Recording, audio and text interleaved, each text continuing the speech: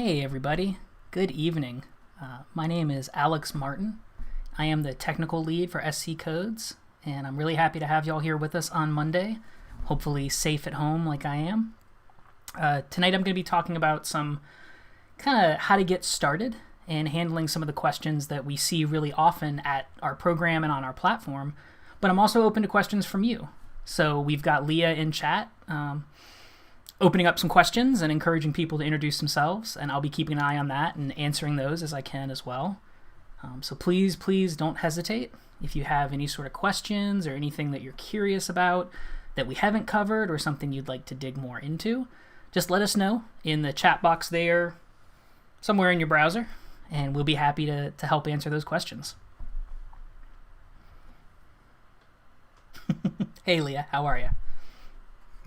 So, I am the technical lead for SC Codes. And what that means is I handle our curriculum and I handle our platform, which is the website that you go to take courses on. And that's something I take really seriously because I think it's really important for us to have a platform that is accessible and available to as many South Carolinians as we can. And that's what SC Codes is all about, is bringing access to people who maybe wouldn't have that access otherwise. Our goal is to fill the technical gap in the state. And what we mean by a technical gap is lots and lots of jobs, but not many skills. There are a lot of people who could maybe fill those jobs, but they don't live in the right area, or could fill those jobs, but they don't have quite the right training.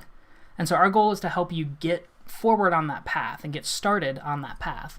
And that's why the question that we hear most often is, how do I get started?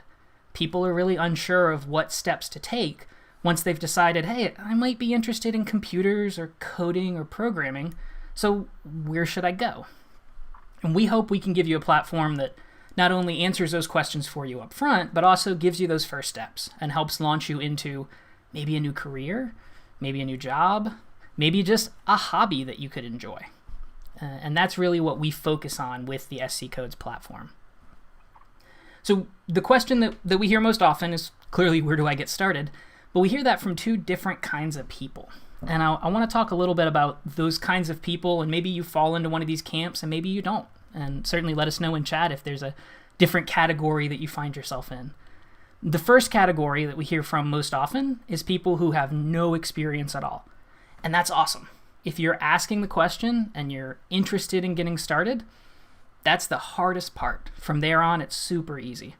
So SC Codes is aimed at really those people the most. We'll give you those first steps, and then we'll give you support as you grow. And so we offer, and I'll go over some of our courses later, but we do offer courses that will start you from ground zero. You know how to type, you know how to open your computer, and now you want to learn about programming. And that's really something that we value and something that we want to encourage people to be involved in. The other group of people that we hear from sometimes are people with a little bit of experience. Hey, Rodney, welcome. And so people that have a little bit of experience maybe have taken some classes elsewhere, maybe even have done a project, but aren't sure where to go next. And in those cases, we want to provide a nurturing environment. We want to bring those people in and say, hey, here's a guided path you can take to get to that next step. And we've got courses that cover that as well. One nice thing about the platform that I'll show you later is all of our courses are available to everybody. And so you don't have to come in and complete a prescribed path if you don't want to. You can start at higher levels. So if you have a little bit of experience but you're looking for those next steps, this is a really, really good place to start. Hey Scott, welcome to the chat. So to have a better understanding of where you might want to get started, you have to know a little bit of vocabulary. And there are two big words that are used all the time in software development and technical roles and even job postings that no one ever really bothers to define, which is kind of a bummer, honestly. It's a really big hurdle for people getting started to see words they don't understand. And it's an even bigger hurdle when those words aren't made clear right away. So I'm going to pull up just a quick couple of slides. I'll swap over here.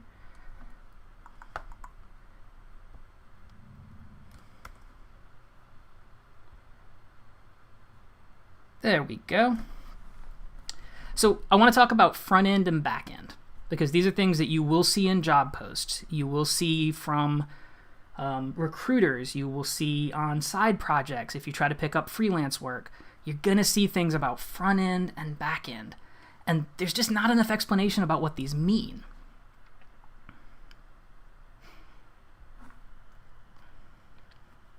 So I like using practical examples. I think that's a helpful way to relate topics, and that's a helpful way to cover new things. And so I'd like you to think about a restaurant. I know right now that's tough because I know I'm thinking a lot more about restaurants than I used to, just because I don't go to them right now. But let's consider the restaurant experience and what that's like. Now, there's the part of the restaurant that you interact with as a customer, right? That's the part of the restaurant that is the tables and the tablecloths. It's the plates you're served on. It's the people who serve you. It's even the front doors and the restrooms. Restaurants in the industry refer to that as front of house. And that's anything that your customers interact with.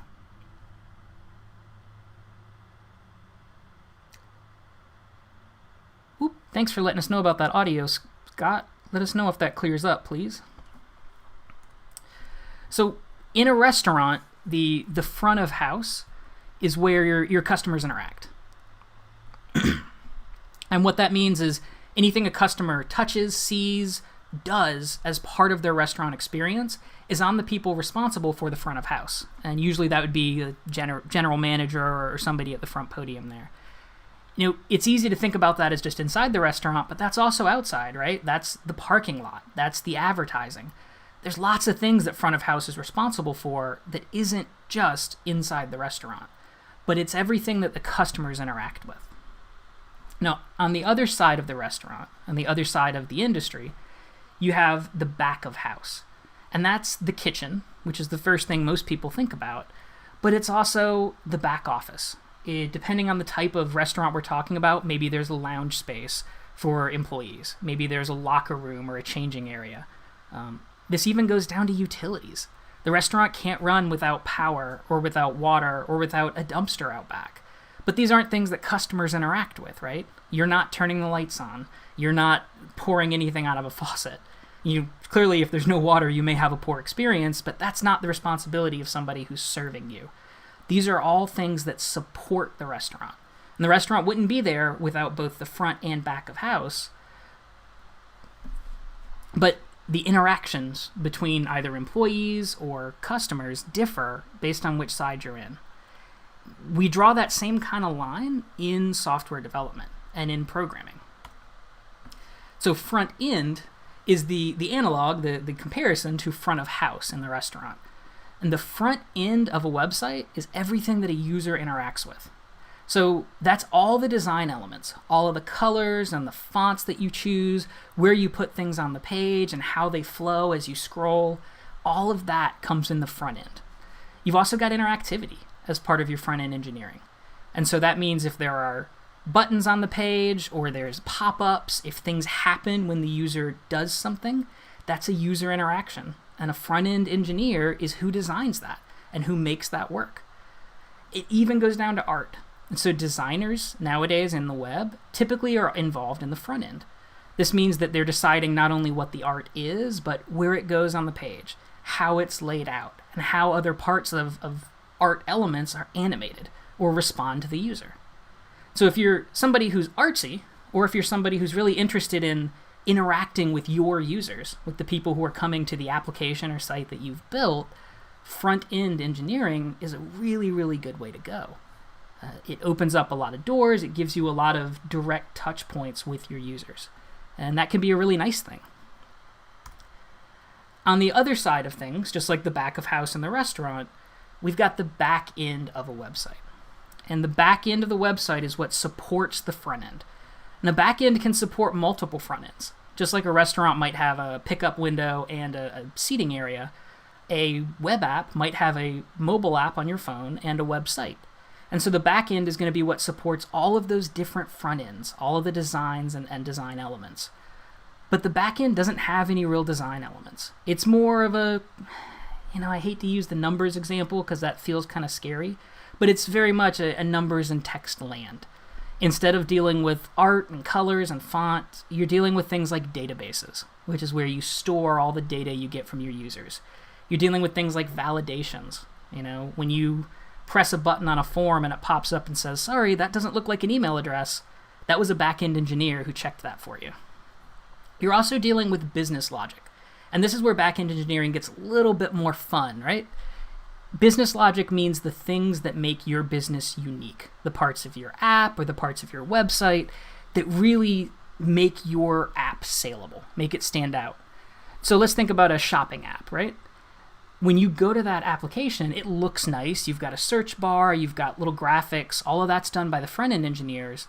But how does that site know which things to show you for recommendations? How does that site know what things to give you as up next or coming soon that you might be interested in? That's business logic. That's data science that's been massaged and worked into the application by a back-end engineer. The same thing for a travel site. The front end, the form experience, when you click a button, if an airplane goes across the screen, that's a front end experience. But the bookings themselves being smooth, checking with all the different hotels out there that have rooms available or travel providers that are being checked, that's back-end engineering. Back-end engineers also usually cover communication. And so if you are building an app that sends a lot of emails, or that sends a lot of text messages, or an app where you have live chat, something like maybe Slack, which we offer through SC Codes, you're going to be doing a lot of back-end engineering because those are the people who are managing when those emails get sent or when those text messages go out and confirm that they get where they need to go. So these are two sides of a coin, right?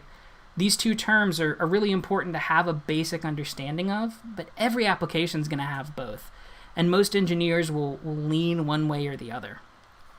In my experience, and for myself, I'm much more of a back-end person. I like websites. I can build websites that look decent and that work well, but I really enjoy the numbers side of it, which is why I'm always afraid to say math and numbers because people get scared. And it's not really math. It's not calculus or any sort of like wild calculations happening. It's just a matter of being able to work with data, see things in real time, see things super fast, and help speed them up. I get a really, really big sense of achievement out of. And it's funny in my personal life that extends to even like the kitchen. To go back to the restaurant example, when I have big families over or big groups of friends, I tend to be the person in the kitchen cleaning up and cooking because I enjoy seeing that back of house. Whereas my wife or maybe some of my other friends may lay out the tablecloth or lay out the utensils or decide what people want to drink. And so that's just kind of a funny personality thing that people tend to gravitate towards.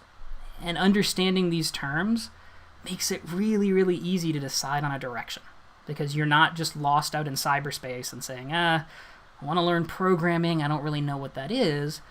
But you can think about, well, hey, maybe I like being in a support role. I don't need to pick the pictures. I don't need to design the button, but I want to see how the application works.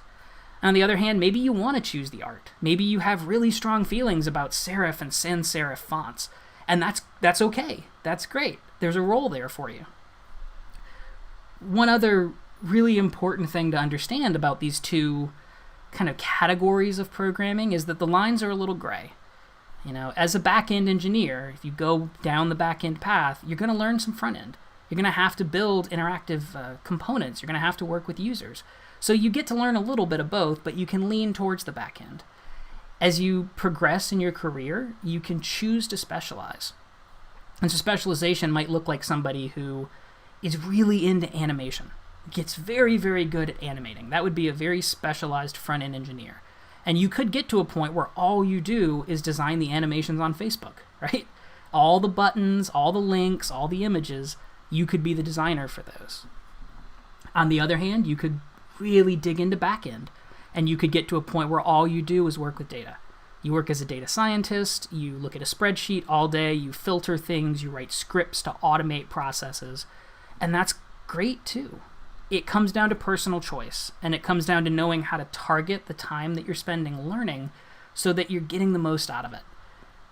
And this is just one way to kind of split that focus. Now, there's another term that I regrettably don't have a slide for. Pop back over here. There's another term that you'll see a lot, which is full stack. And this is something we're starting to see less of, but I think we're going to start seeing more of in a kind of a post-pandemic world. Full stack means somebody who is both a front-end and back-end engineer. You could think of it kind of as a technical generalist. A full stack engineer is somebody who can work on the front end and can do art and pick colors and typefaces, and can equally well work on the back end and design databases and layout, the structure of an application. And sometimes full stack extends even beyond that. If we go back to our restaurant example, being a full stack engineer is like being a chef who also waits the tables, who also maybe drives the garbage truck. It's somebody who can provide even further services outside of just building the website and supporting it. And so the title full stack can be a little bit tricky because there aren't really any clear expectations in that, right?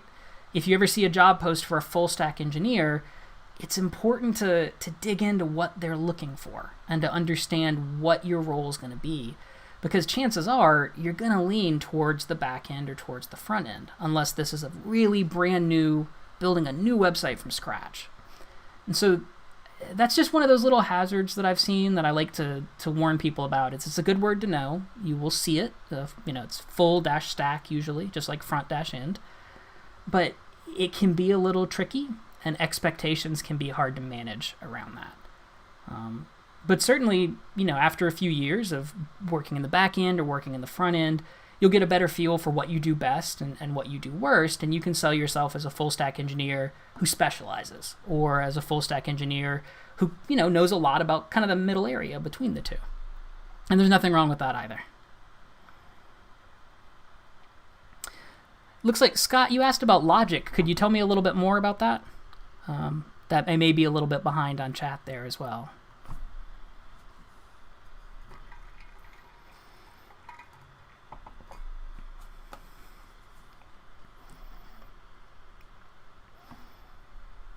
So once you understand that terminology and you have an idea of full stack, front end, back end, and you can kind of sit down and think about the things you like to do and what kind of programming you might like to do, it gets a lot easier to choose a course and to choose a path. And I'm going to pull up the SC Codes course catalog here just to give you an idea of how our courses map to these concepts. So one of these courses stands out as very, very easy to map to a concept, right? And that's front-end basics. It's got the word front-end in the name. But it can be a little bit confusing as to whether or not you should start there or you should start somewhere else. We're working on a concept called paths, and paths are groups of courses you can take if you're really interested in a certain concept. And so in the example of front-end, the path with our current catalog might be going from JavaScript concepts to front-end basics. Now, in our catalog, concepts courses are meant to be the most basic possible course. A concepts course is starting from zero, you've never done any programming, again, which is great. And a concept course lets you experience programming from the start in a really low-stakes environment. You can usually finish them in a weekend, maybe even in a couple hours if you can sit down and just chug through them. And it's a really great way to experience what something might be like. The JavaScript concepts course is a front-end concepts course. JavaScript is a front-end language. It's a programming language that works right inside your browser, so it doesn't need a server or any sort of back-end or extra technology to support it. And so you can do these really great things in JavaScript that you can run right in your browser and run live right there and see it happen. So that concepts course is a good first step. And then once you have some experience, either through the concepts course or you have actual work experience, you can move into something like front-end basics, which is going to be a longer course that'll probably take you maybe a couple weekends, maybe a week. You might stretch it out for a month or two. But that's going to give you a lot deeper experience and is going to let you build more complicated applications.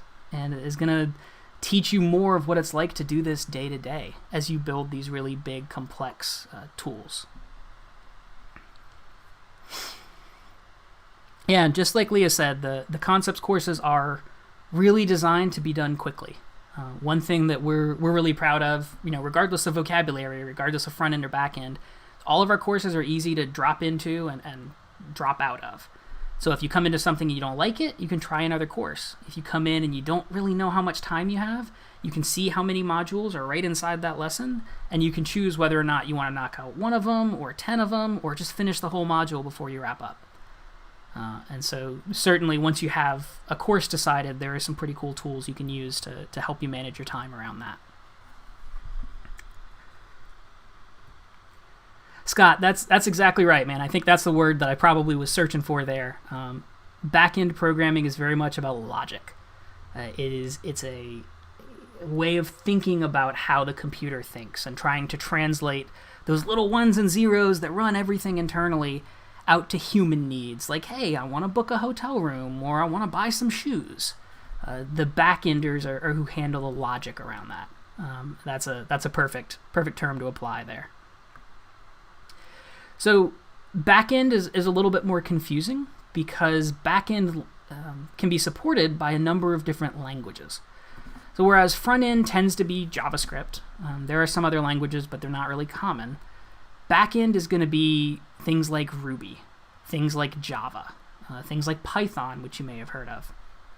Backend support, since it runs on a different type of computer, it's going to run on a server across the internet, is a lot harder to find.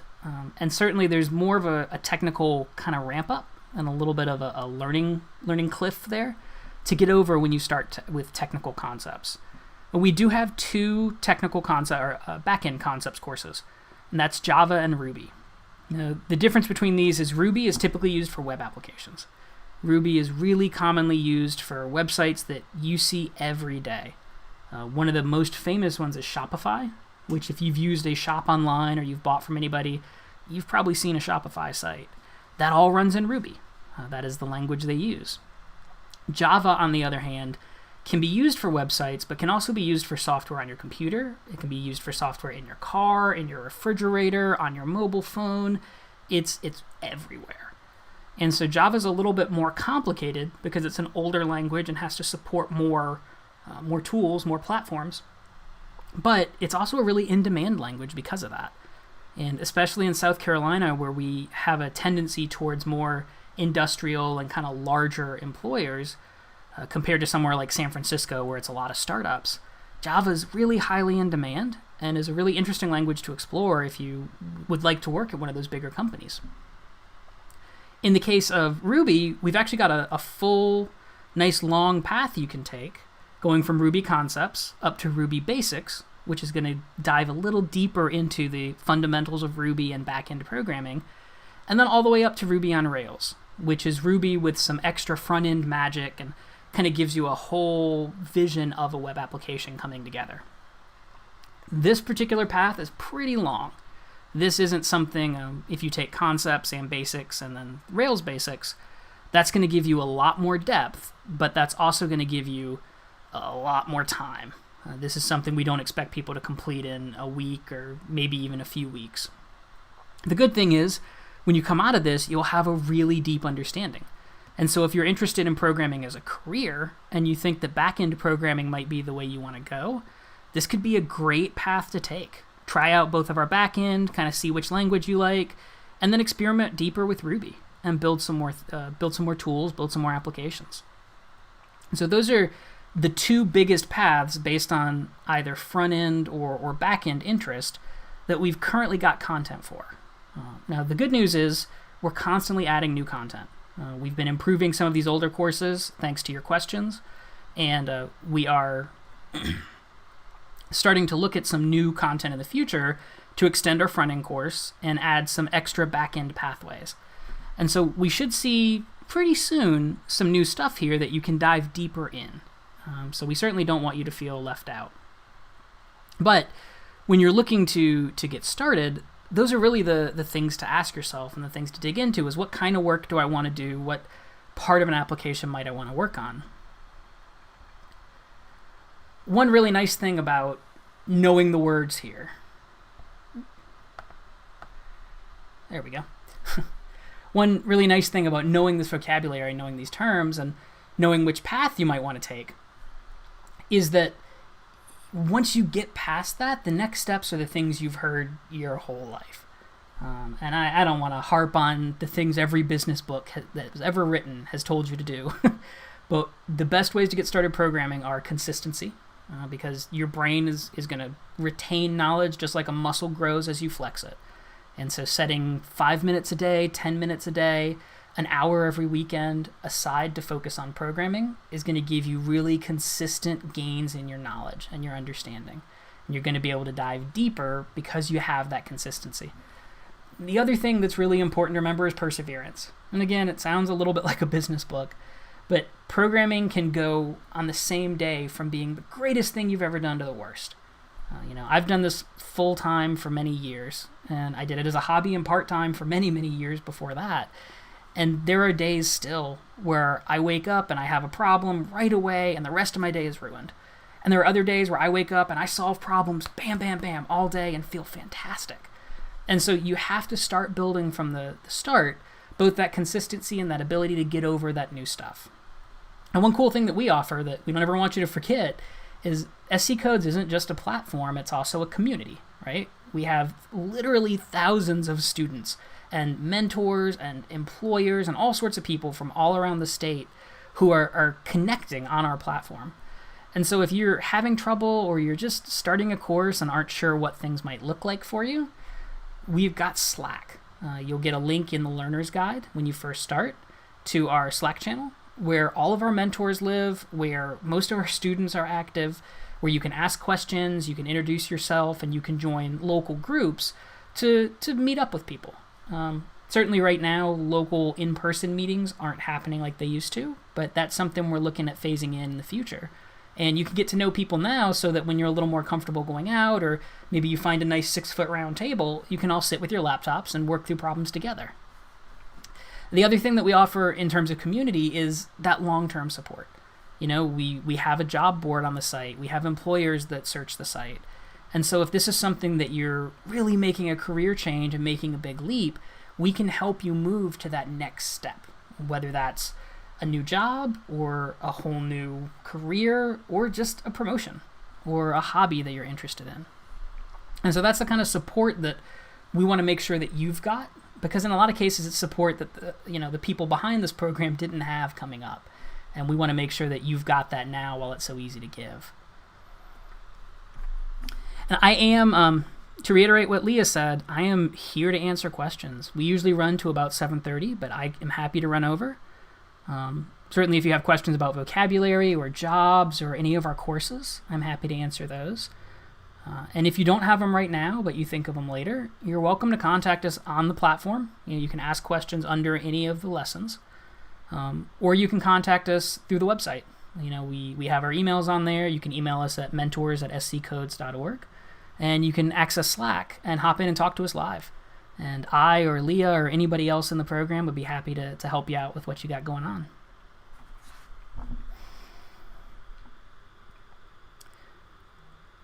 So one of the most challenging things about vocabulary, and it's silly because I feel bad just talking about words sometimes. Like, people think programming, it should be magic, right? You should pull up lots of code and look through it. But I find that really intimidating. And I find these different words and this different language really, really intimidating. And my goal as a technical lead in charge of the curriculum and in charge of kind of helping make sure our students see things that we enjoy, see things that we find valuable, is to make sure we're not intimidating students away. That's a really big topic. And so hopefully this vocabulary is helpful for you and helpful as you look at jobs and look at the platform and try to decide what to do next. So Leah asked if I prefer front-end or back-end. I very much prefer back-end engineering. And that is mostly because I am not an artist. I have some really great designer friends who I can lean on for advice and support, but I don't know the difference between Helvetica and Times New Roman. I barely know the difference between Royal Blue and Navy Blue. That's just not my strong suit. And so I have learned over time and have leaned hard into the back-end side of engineering just because that's what I enjoy. I do go back to constantly how many things in my life I can look back at and go, oh yeah, I kind of do like back-end. I tend to stay out of the crowd at parties. I tend to prefer to be the one serving drinks to being the one taking the drinks or being out on the dance floor.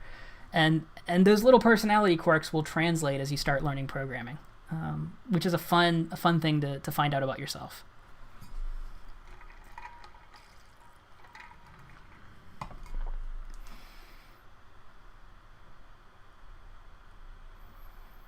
Just checking in over here.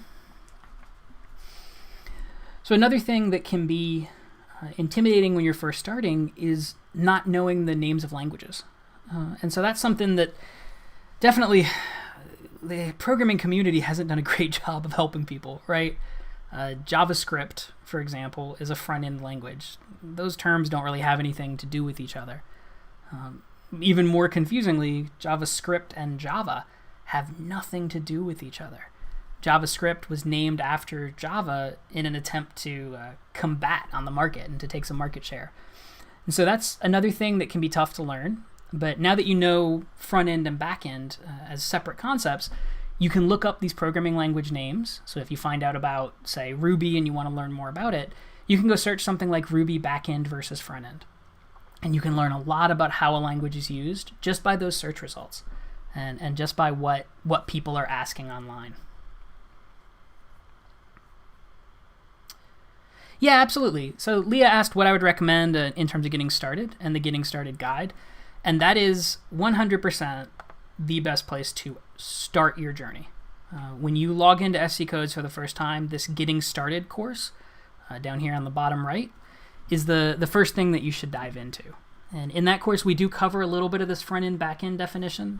I've tried to really dig into it tonight because I think it's extremely valuable. But we do give you a little review and point out some of those paths that we talked about. So like the JavaScript path or the Ruby path that you could take if you know what you're interested in already. Inside that guide, you'll also learn how to work on our platform, how to go through courses, how to mark things complete, how to run code right there in your browser so you don't have to install anything. And you'll learn how to get help. So that's where you'll find links to our Slack community where you can chat live with us at any time, 24 hours a day. Sometimes I'm up late, so you never know. And you'll learn how to leave questions. So if you're working on a lesson and you're having some trouble, you can ask us a question and we'll respond to it within usually a day or two, sometimes even shorter. Yeah, so Leah also asked about the Command Line Basics course. Command Line Basics is kind of an interesting bird. It is meant for people who want to work on the terminal. And what that means is when you're working on websites and servers, especially on the back end, but also on the front end, it's important to know how to navigate your computer the way the computer thinks about it. So not from Finder, not with folders and directories, but just with text. And so in the Command Line Basics course, we go through how to navigate the computer just with text. It's a black screen with white letters. It's just like you've seen in the Matrix. But it's really easy to understand, and it's a good way to get more familiar with the internals of your system and understand better what's happening as you build systems on top of this, as you build websites and applications. That is a topic, like a line of questioning that we're really interested in exploring more. But that's kind of our first intro there. And as we see more interest, we may look at expanding that to Windows or even going a little deeper into how systems work. Scott, let's see.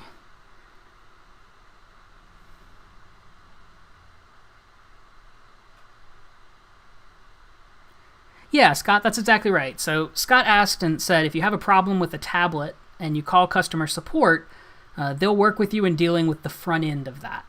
And he's right. Yeah, the front end is the part of that tablet that you're interacting with. Now, there's a back end supporting that front end, right? There is a computer inside the tablet, and the code inside that computer is back end code, but you're never really interacting with that. You're just interacting with the tablet. So customer support is going to be dealing with the front end and helping you click the buttons on the front end and interact with the settings on the front end. Back end is what the developers who work at Apple or Samsung or Vio, whoever made your tablet, that's what those developers are building, is the back end of that. And that's not only the code that's in the tablet that supports the screen that you touch and everything you interact with, it's also the code way off in servers in California that stores your data, that stores your login information, or that verifies your password. It's the servers that might be in Virginia at the same time that send you emails. and that manage the messages that you get back and forth. So yeah, that's a really great example, Scott. The idea of the tablet as kind of the front end that you interact with, the back end being all of that supporting infrastructure. Yeah, good way to define it.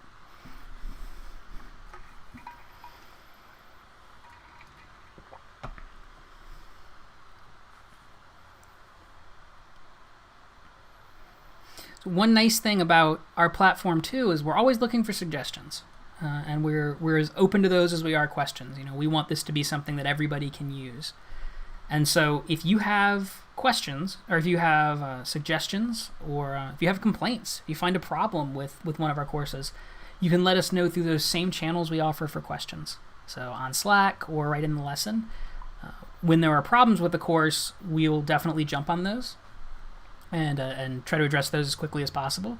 When there are suggestions, we do keep a backlog, and we're constantly working, just like I said earlier, working on new content, working to expand our current content. And so it doesn't have to be a question, but if you have a thought while you're working on something about, hey, I wonder how this part works, or I wish I learned more about that, let us know. And we'll certainly add that to the list and keep new stuff coming so that we're getting you the things that you want to learn about.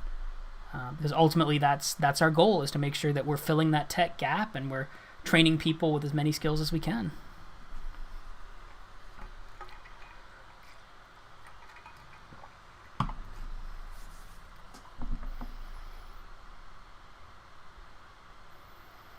Thank you, Scott. Yeah, and thanks for asking those questions, Scott. That's really, really helpful.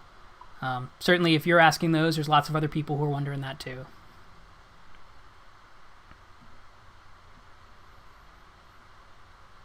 Sure. So Rodney asked a great question, and that is, we're always learning. We know we're always learning, but at what point do you know that you know enough to say, hey, I know what I'm doing. I'm a programmer. And that's a tough question. I started out as a hobbyist, kind of to give you some context. I started programming when I was really young. It was just for fun. I went to medical school. I did a whole different career thing for a while, and ultimately decided that wasn't for me and came back to programming as a career, having done it just for fun my whole life. And I struggled with that question, and I still struggle with that question of knowing at what point I really do know things. There's a concept in every discipline, but in tech it's really popular, called Impostor Syndrome.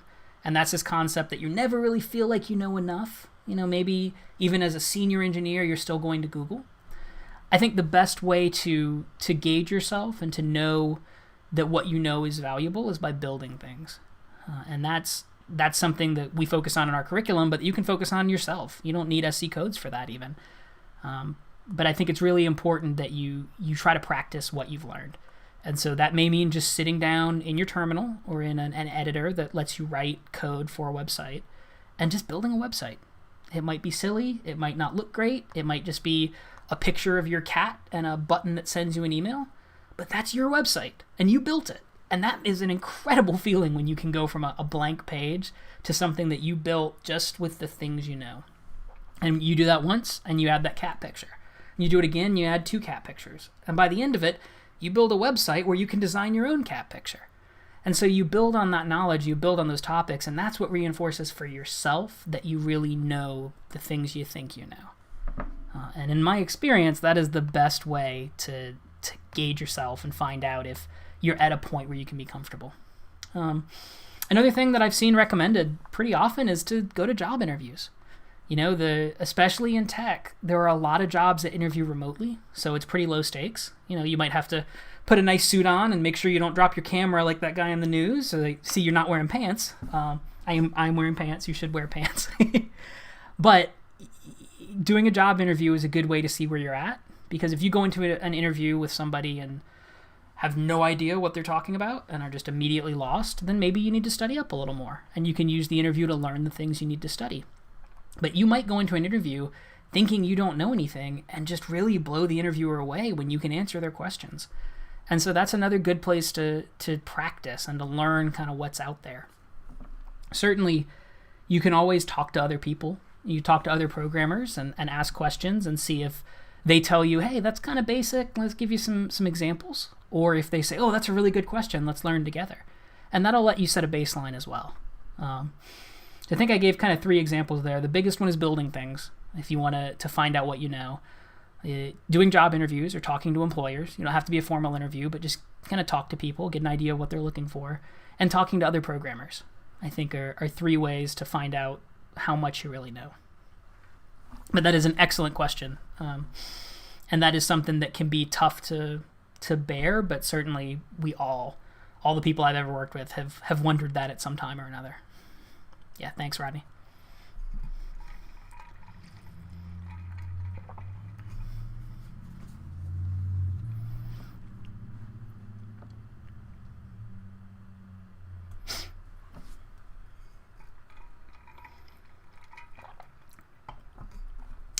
One of the really interesting things about building things in programming is that becomes your portfolio, and that becomes your resume.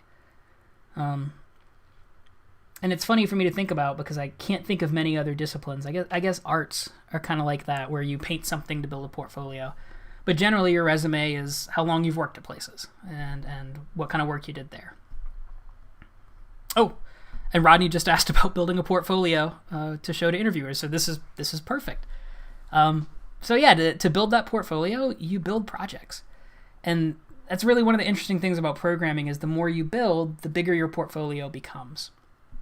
What I like to recommend is for people to build maybe 10 projects and then go back and reiterate on those and rebuild them, right? Kind of tweak them. Because by the time you get to the end of those 10 projects, you're going to realize, hey, I know this a lot better. I could have done something differently on my first web page. Excuse me. And so you can go back to that first web page and you can do things differently and kind of see how much you've grown. And that's what builds your portfolio. And we do talk a little bit in our courses about using tools like GitHub, which is a website that's known as kind of the programmer's resume. So somewhere you can share your code so that other people can see it. But also having a personal website is a really good place to put a portfolio. If you can get a domain that is your name or something kind of interesting and catchy, people will remember that and they'll go back to that, and that works as advertising for you, kind of building your own brand as a developer.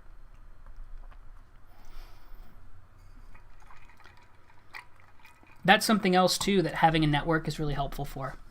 Getting to know programmers in your area, having a community online that you can reach out to and say, hey, I built this site, I built this portfolio, can you review it? Can you look at it for me? You'll get a lot of really good feedback. Sometimes feedback is hard, and that's okay. That's how you grow. But that is a good way to check the work you're doing again and kind of see what you know, but in a practical way that will help your resume grow and help your job opportunities grow as well. Yeah, thanks, Scott. That's kind of a fun way to, like I said, I'm not a front-end programmer, so I'm not really an ideas person either. I'm not terribly creative. I'm just very good with numbers. And so that is something that I have found for myself is if I go back to one of my early ideas, I don't have to have a new idea. I can just make it better. And that's a little bit of a trick, but it also helps you focus on really making things well instead of just making a lot of things, though there's nothing wrong with that either.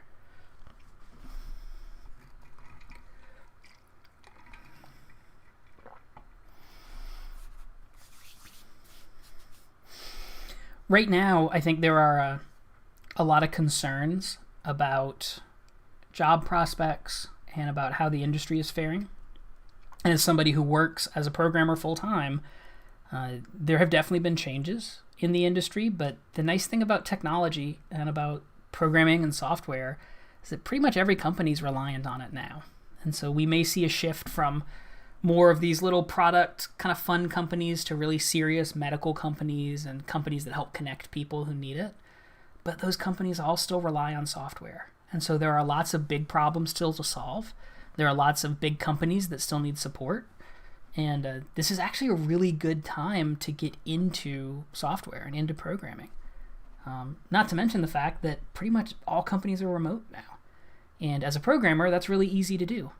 If I worked at a restaurant, I couldn't bring the entire kitchen home with me and cook and then mail the food back.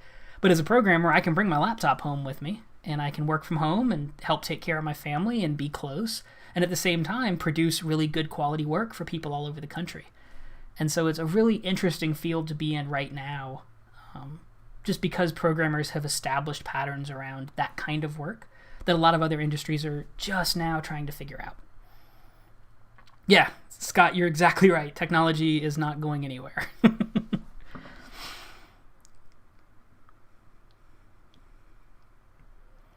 Yeah, Rodney. So I haven't really touched much on that, but part of SC Code's offerings, and thanks for asking about this, used to be in-person classes, and that's something that we still want to offer.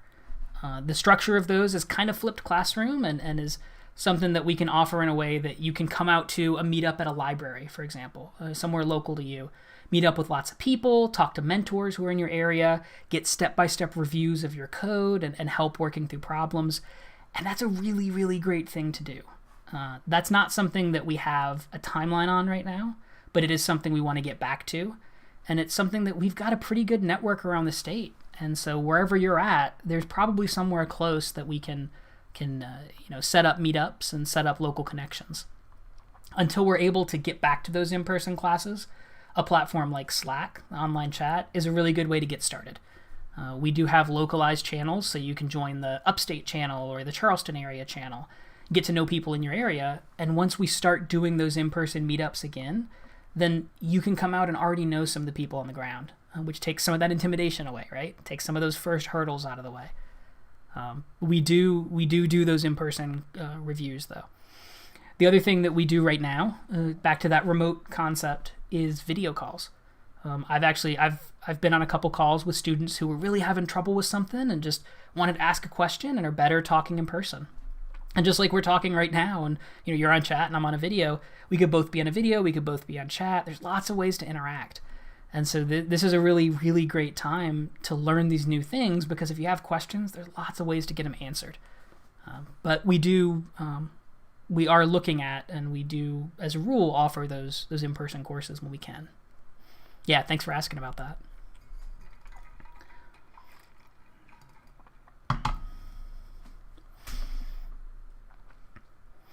Yeah, and just like Leah said, Slack is a really, really great place to connect. That opens up a lot of ways just to get to know people. And even if we can't all go out and hang out together right now, we can hang out online. And once we have a little more freedom to go out safely and everybody is safe and healthy, then we can all know each other already when we go out and head to a meetup or head to a local group to practice our coding together.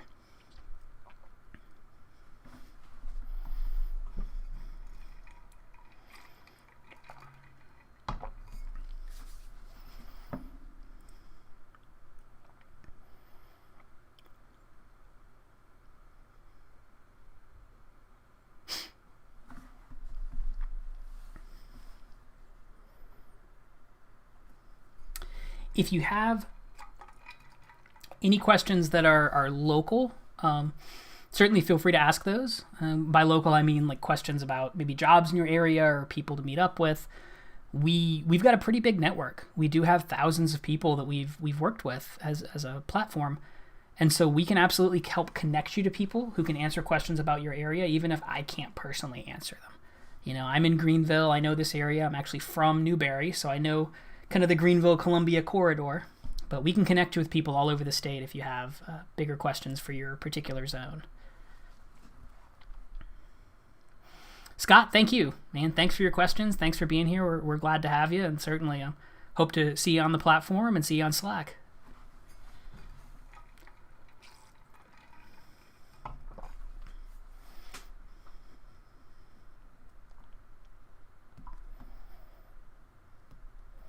Sure. So, Rodney, I started coding, I think I probably wrote my first line of code when I was 7 or 8, and I'm 32 now. So, 20-something years. I said I was good at math. I should probably be faster at that.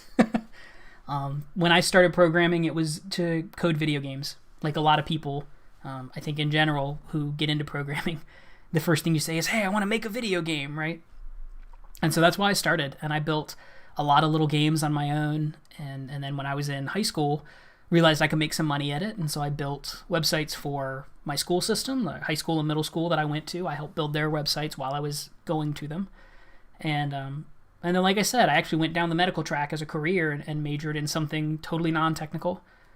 Went to medical school for a little while, did a medical job for a really long time, about 16 years, and that whole time just kept programming on the side. Full-time professionally, I've been programming for about 6 years now. This has been my 40-hour a week or more day job for about 6 years.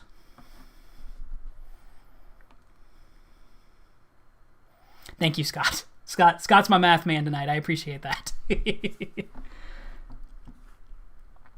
Yeah, Rodney, thank you. That's a good question.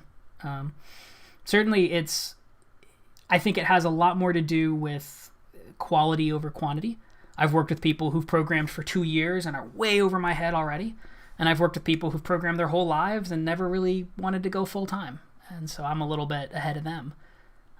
You can get there very quickly depending on what you're focusing on. But that consistency and perseverance, again, to go back to the business motivational talk, is really the best thing you can do to drive your career and drive your skills forward.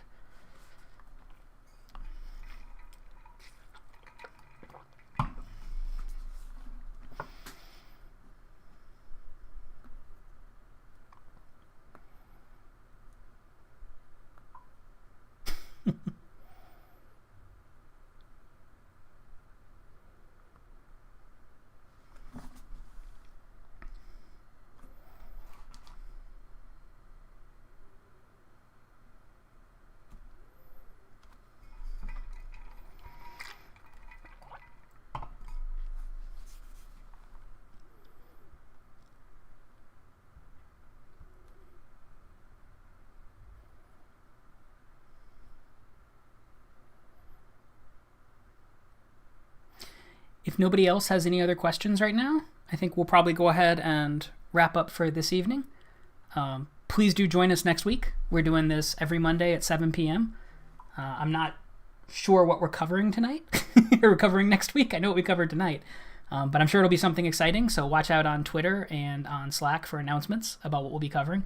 And please do join us. Join us in Slack. It's totally free to join. Join us on the platform, try out some programming, see what you think. Let us know if you have problems. Let us know if you have suggestions. Let us know if you have successes. We'd love to celebrate those with you too. So thanks for joining us tonight, and we will see you next week. Good night, everybody.